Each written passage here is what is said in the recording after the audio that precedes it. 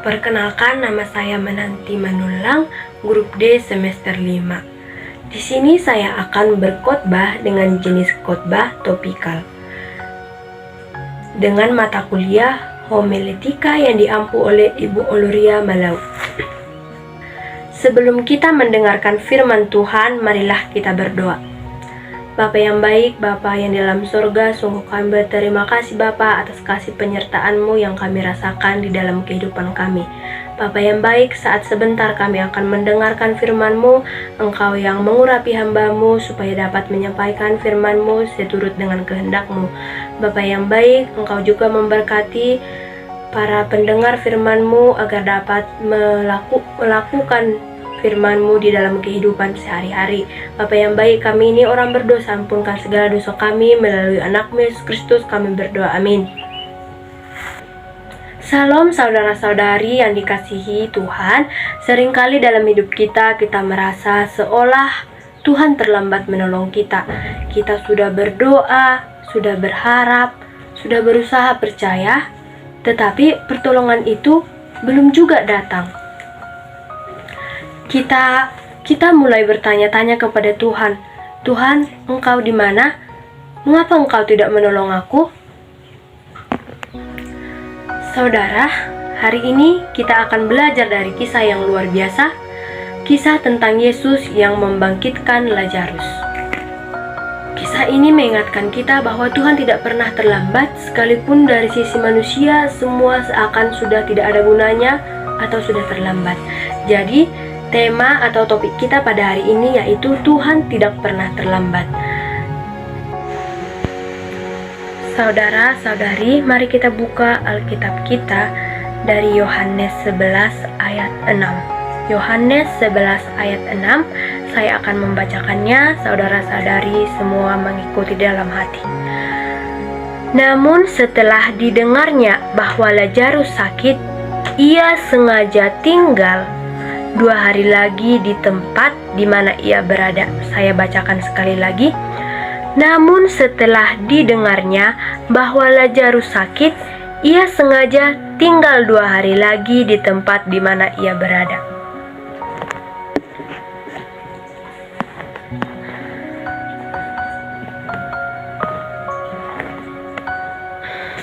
Dari ayat ini saya mau bertanya kepada saudara-saudari.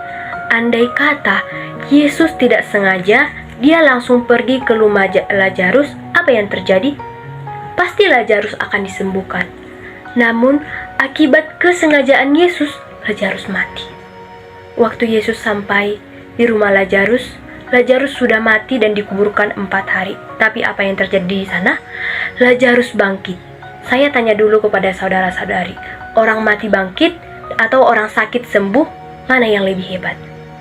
Berarti, kalau Yesus sedang menunda, ada sesuatu yang lebih besar yang Tuhan sediakan atau siapkan bagi kita.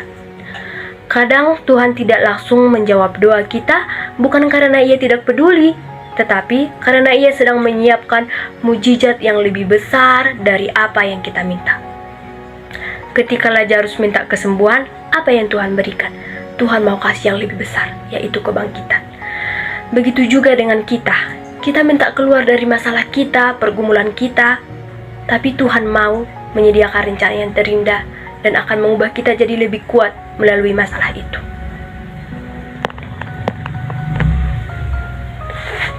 Ketika kita merasa semua sudah terlambat, Tuhan masih bekerja dalam kita. Saat Yesus tiba, Lazarus sudah 4 hari di dalam kubur. Marta berkata, Tuhan, seandainya Engkau di sini, saudaraku pasti tidak akan mati. Kata seandainya itu seringkali kita ucapkan, bukan? Seperti, seandainya Tuhan cepat menolongku, aku tidak akan kehilangan pekerjaan. Seperti itu. Atau saat kita berkata, seandainya Tuhan dengar doaku, keluargaku pasti tidak akan berantakan seperti ini. Tapi Yesus berkata, Akulah kebangkitan dan hidup. Barang siapa percaya kepadaku, ia akan hidup walaupun ia sudah mati. Ini tertulis dalam Yohanes 11 ayat 25. Artinya, tidak ada kata yang terlambat bagi Tuhan. Selama Tuhan masih berkuasa, harapan masih ada. Apapun situasi saudara pada hari ini, masalah keluarga, masalah ekonomi, kesehatan, ingatlah, Tuhan tidak pernah terlambat. Mungkin Ia datang di waktu yang tidak kita inginkan, tetapi Ia selalu datang di waktu yang tepat. Waktu Yesus datang ke kuburan Lazarus dan berkata, "Angkat batu itu." Maria sempat ragu, bukan? "Tuhan, ia sudah berbau." Tetapi Yesus berkata, "Bukankah sudah kukatakan kepadamu, jika engkau percaya, engkau akan melihat kemuliaan Allah." Itu tertulis dalam ayat ke-40. Mereka taat, mereka buka batu itu dan Yesus berkata, "Lazarus, marilah keluar." Dan Lazarus hidup kembali. Mujizat itu terjadi bukan hanya karena kuasa Yesus, tetapi juga karena iman orang, ketaatan orang-orang di sekitarnya. Kadang Tuhan menunggu kita mengambil langkah iman, yaitu dengan ketidakkepercayaan kita, supaya kuasanya bisa bekerja. Saat kita sudah melihat kuasa Tuhan, iman kita pasti akan menjadi bertumbuh dan kita akan percaya kepada Tuhan. Saudara, mungkin hari ini di antara kita ada yang sedang menunggu pertolongan Tuhan. Ada doanya yang belum dijawab, masalahnya belum selesai sampai hari ini, atau mungkin hati mulai lelah, kita merasa sendirian, tidak ada yang menemani kita. Tuhan tidak pernah terlambat, Dia mungkin tidak datang lebih cepat, tetapi Dia juga tidak pernah salah waktu. Waktu Tuhan selalu yang sempurna. Sebab yang kita sembah itu bukan Tuhan yang terburu-buru, tetapi Tuhan yang tahu kapan saat yang terbaik untuk menolong kita. Seperti cerita yang akan saya ceritakan ini, ada seorang anak kecil yang sedang belajar naik sepeda. Ia jatuh berkali-kali, namun ayahnya hanya berdiri di dekatnya, memperhatikannya, dan anaknya berkata kepada ayahnya, "Ayah, kenapa engkau tidak menolong aku dari tadi? Aku terjatuh." Ayahnya menjawab, "Aku ingin kamu belajar menyeimbangkan diri dulu. Tapi tenang, aku tidak akan pernah meninggalkanmu." Begitulah juga Tuhan.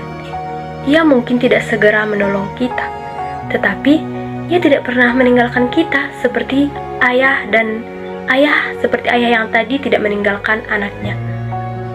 Di saat anaknya sudah kesakitan, Dia pasti akan menolongnya. Begitu juga dengan Tuhan. Tuhan hanya menunggu waktu yang tepat di mana Dia bisa membantu kita. Marilah kita percaya, apapun yang kita hadapi, doa yang belum dijawab, jalan yang masih gelap, percayalah Tuhan sedang bekerja di balik semua itu. Dia tidak pernah terlambat, karena Yesus adalah kebangkitan dan hidup, dan di dalam Dia selalu ada harapan baru. Amin. Mari kita berdoa. Bapa yang baik, sungguh kami mengucap syukur kami sudah mendengarkan sebahagian dari firman-Mu. Biarlah firman ini dapat kami terapkan di dalam kehidupan kami sehari-hari. Bapa yang baik, banyak di antara umat-Mu ini Bapa yang menunggu pertolongan-Mu. Namun kami percaya Engkau akan menolong kami di waktu yang tepat. Engkau adalah Allah yang sejati, Allah yang mulia, Allah yang penolong, Allah yang tidak pernah terlambat. Bapa yang baik, kami ini orang berdosa, ampunkan dosa kami. Melalui anak-Mu Yesus Kristus kami berdoa. Amin.